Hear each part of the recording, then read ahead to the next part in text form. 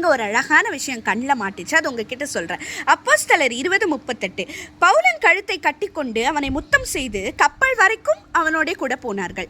இது பவுல் அந்த மக்களை விட்டு பிரியும் போது அந்த மக்கள் செய்கிற சில விஷயங்கள் தான். அவனை கட்டி பிடிக்கிறாங்க, அவனை முத்தம் கொடுக்குறாங்க, ஒரு செம இமோஷ்னலான சென்ட் ஆஃப். ஆனால் அதில் கடைசியில் பாருங்கள், கப்பல் வரைக்கும் அவனோட கூட போனார்கள். கப்பல் வரைக்கும் தான் போக முடியும், அது பிறகு அவங்களுக்கு அவங்க வேலை இருக்குது. ஆமாங்க, நம்ம லைஃப்லேயும் அதே தான். நிறைய பேர் நம்ம கூட எல்லா நாட்களிலும் எல்லா சீசன்லேயும் நம்ம கூட இருக்க மாட்டாங்க. நிறைய பேர் விட்டு போவாங்க, நிறைய பேர் நம்மளை காயப்படுத்துவாங்க, நிறைய பேர் நம்ம கூட கடைசி வரைக்கும் இருக்க மாட்டாங்க.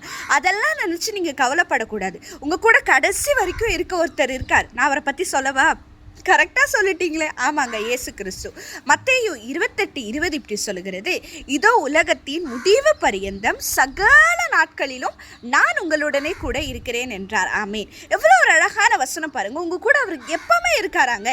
எல்லா சீசன்லேயும் எல்லா காலங்களையும் உங்கள் துக்கத்தில் உங்கள் சந்தோஷத்தில் உங்கள் கூட அவர் எப்பவுமே இருக்கும்போது போனவங்களை நினச்சி அழுதுட்ருக்கீங்களே, இதெல்லாம் நியாயமா? இனிமேட்டு அழாதீங்க. உங்கள் கூட இருக்க ஒருத்தர் இருக்கார், எப்பவுமே உங்கள் கூட இருக்க அவர் இருக்காருங்க. அதெல்லாம் கவலைப்படாதீங்க.